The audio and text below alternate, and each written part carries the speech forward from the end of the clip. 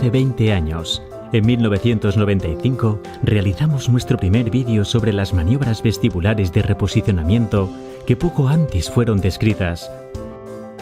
En 1988, la maniobra de Semont y en 1992, la de Epley. Entonces fueron consideradas como el mayor avance de la otoneurología en los últimos años. Con ellas, y las que han aparecido posteriormente, podemos curar a más del 95% de los pacientes que sufren vértigo posicional paroxístico benigno. Ambas siguen siendo las indicadas para el tratamiento del vértigo posicional del conducto posterior. A ellas se les han unido las descritas para los conductos horizontal y anterior.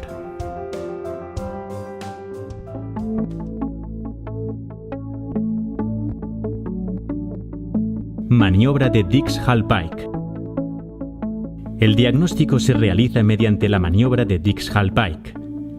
Para ello, una vez sentado el paciente en una camilla con las piernas extendidas, le giramos la cabeza 45 grados hacia el lado que queremos explorar y le tumbamos bruscamente hacia atrás, situando la cabeza en hiperextensión unos 30 grados.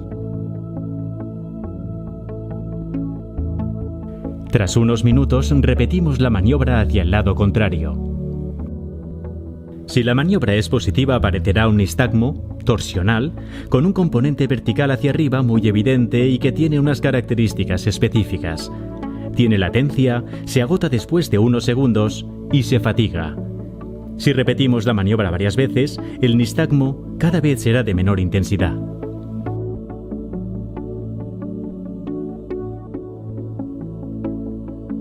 Tratamiento. Se realiza mediante las maniobras de Epley y Semont. Maniobra de Epley. En la primera parte de la maniobra se sitúa al paciente en la posición de Dix-Hallpike que desencadena el vértigo. Los otolitos se desplazan a lo largo del canal, lo que da lugar a una corriente ampulífuga que provoca tras unos segundos un nistagmo torsional con componente vertical superior que poco a poco se agota.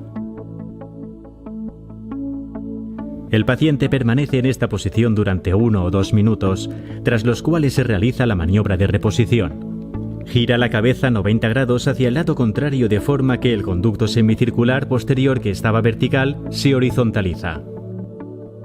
Se mantiene 1 o 2 minutos en esta posición. Entonces continuamos girando la cabeza en la misma dirección otros 90 grados, para lo cual el sujeto debe situarse en decúbito lateral. El conducto semicircular horizontal vuelve a situarse vertical y los otolitos se desplazan hacia la cruz común. Si la maniobra es correcta, aparecerá un nistagmo en la misma dirección que el anterior. Cuando desaparece, tras unos minutos, el paciente es sentado lentamente. Los otolitos situados ya en el extremo del conducto, cerca de la cruz común, caen en el utrículo. La maniobra de Epley tiene éxito en más del 90% de los casos de vértigo posicional del conducto semicircular posterior, patología que supone el 25% de los pacientes que acuden a nuestra consulta por vértigo. Maniobra de Semont. En la maniobra de Semont, lo primero, al igual que en la de Epley, es situar al paciente en la posición de Dix-Hallpike que provoca el vértigo.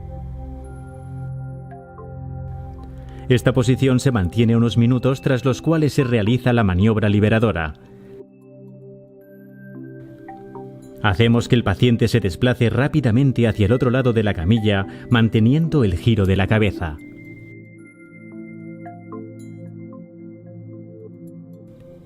Al realizar este movimiento, el conducto semicircular gira sobre sí mismo y las partículas se desplazan hacia la salida del canal, dando lugar a una corriente ampulífuga, de forma que si el movimiento es correcto y la maniobra tiene éxito, aparece un nistagmo en el mismo sentido que el anterior.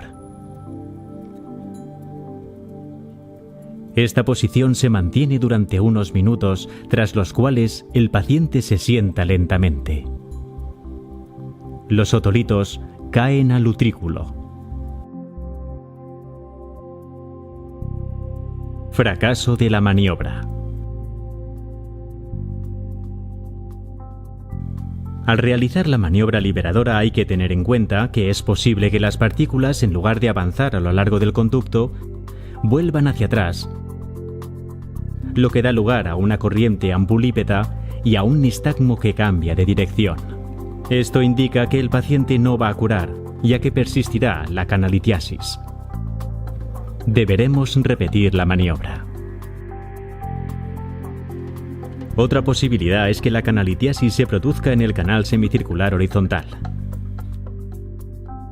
Aunque existen varias posibilidades: canalitiasis del brazo posterior, canalitiasis del brazo anterior y cupulolitiasis, cada una con su tratamiento específico.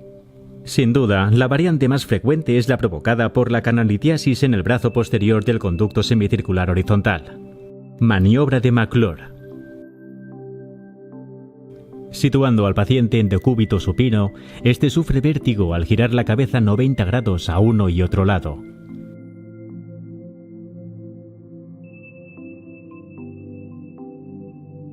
Esto es debido a que al girar la cabeza los otolitos se desplazan en el interior del canal provocando corrientes endolinfáticas que dan lugar a un nistagmo geotrópico, es decir, hacia el suelo. El nistagmo es más intenso al girar la cabeza hacia el lado del oído afecto.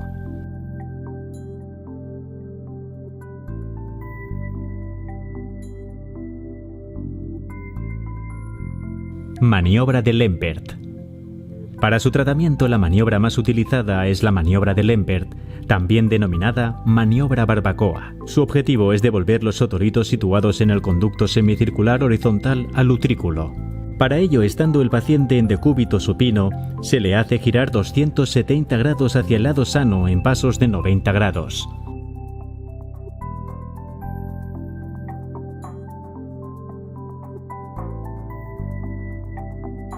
Con ello se consigue que los otolitos se desplacen hacia el extremo del canal y caigan finalmente en el utrículo.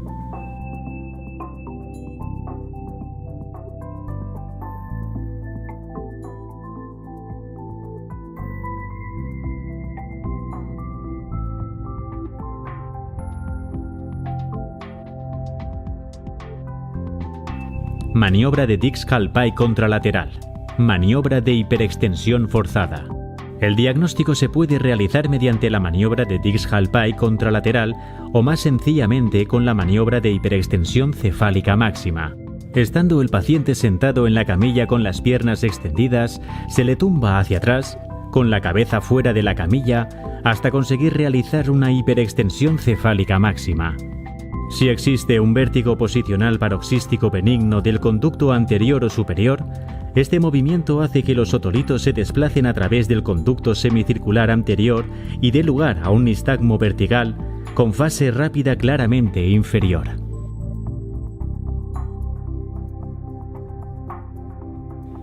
Maniobra de Jacobino. Como en el diagnóstico, el tratamiento se puede hacer realizando la maniobra de Epley sobre el lado contralateral. O más sencillamente con la maniobra de Jacobino, que consiste en, una vez situado el paciente en posición de hiperextensión cefálica, realizar una flexión cervical máxima que hace que los otolitos situados en el conducto caigan al utrículo.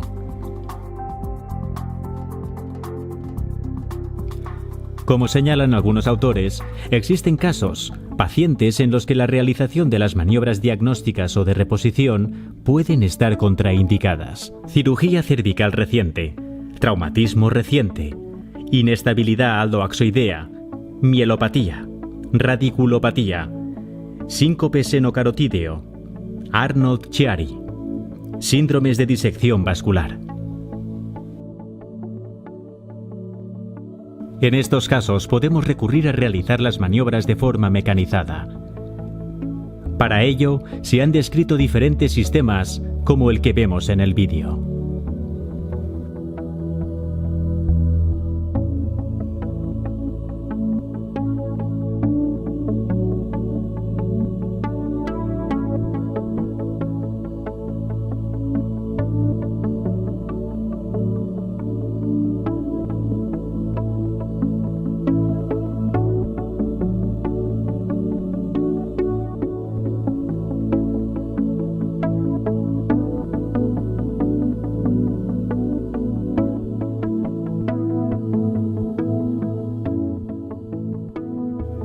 En el vídeo, para facilitar la comprensión de los movimientos, hemos omitido la figura del médico.